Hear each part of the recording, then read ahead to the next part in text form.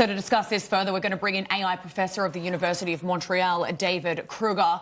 We're also joined by cybersecurity expert and author of Digital Danger, Eric Cole. Professor, I'm going to begin with you, though, and thank you both for joining us.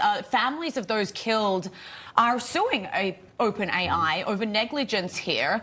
Is AI powerful enough, though, really to influence people to kill? And do you think that there is a genuine lawsuit here?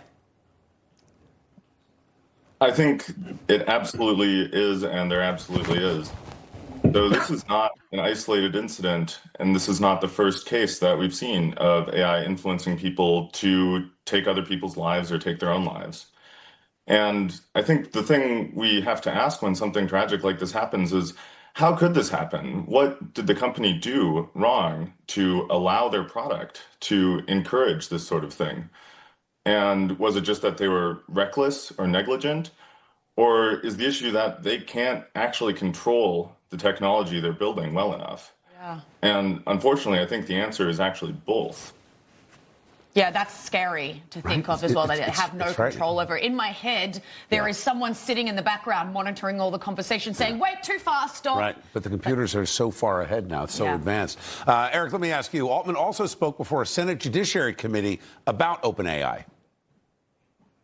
OpenAI was founded on the belief that artificial intelligence has the potential to improve nearly every aspect of our lives, but also that it creates serious risks we have to work together to manage. We're here because people love this technology. We think it can be a printing press moment. We have to work together to make it so. So he's calling it a printing press moment, a serious risk that has to be managed. How should this technology be approached by government?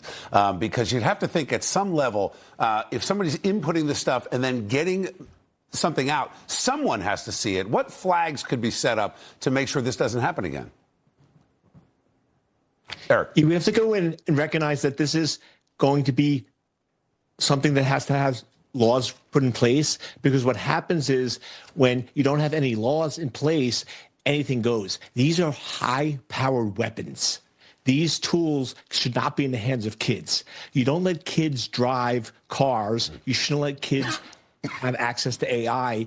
AI needs to be controlled, monitored, and regulations put in place because it's so powerful with the results and the data that it gives back to you.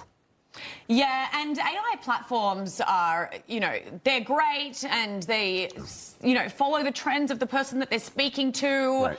They build sort of characteristics of their own. Like, it is kind of like talking to a person sometimes.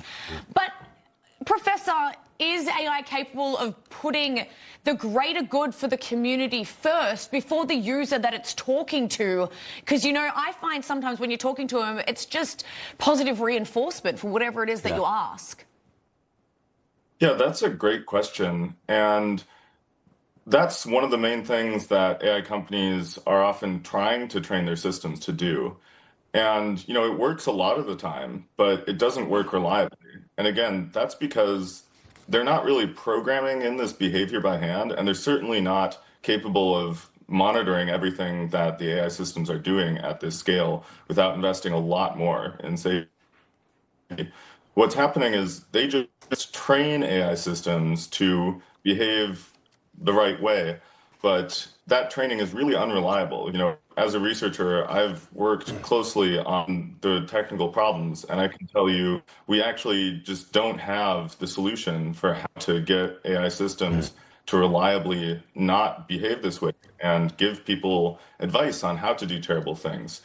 And, that becomes a real problem when you see, people wanting to commit violent acts like this. And what's even scarier is that the companies say that their systems are very close to being able to enable serious bioterrorism. Yeah. Eric, let me ask you, you've written a book about this. You talk about the digital danger. Let's talk about the advice that you would give to parents, because I see an underlying issue that isn't going to be solved with any of these court cases, and that is our mishandling, in a way, as a society with mental illness. You've got people that have history of problems, and they don't get the treatment or the help that they need. So what do you tell parents about living in this world and what they're going to encounter? You have to put parameters around technology and AI. kids should not have 24/7 access to it. Yeah. When I grew up, you went out, you had friends, you ran, you played, you had lemonade stands, right? Fun things that people did. But nowadays, all these kids do is parents want to give their kids AI because they think it's the right thing to do. It's not. Engage with your kids. Limit the amount of access. Limit the amount of time they have access to it. And AI should be a privilege, not a right. Kids should not be able to use AI unless they know how to use it and know what questions to ask. Yeah, I agree. I'm so glad I rode my skateboard in the street after school instead of sat there scrolling on my phone. What a completely different upbringing, right? Out till the lights came on. Totally, exactly. Eric Cole and David Kruger, thank you both so much for your expertise and your insights on this. More to come. Shocking workplace allegations at JP Morgan. But the truth is even more disturbing. We'll take a closer look at the wild story that captured social media this week. Plus, hippos brought to the country by Pablo Escobar, causing chaos in Colombia, and a proposed government solution that may break your heart. And as we head to the break, you're taking a live look at the Rio Magdalena in Colombia. And if you're in the area, you may want to watch out for some hippos there as well. They are cute, but they are scary and they are dangerous. We'll have plenty more after the break.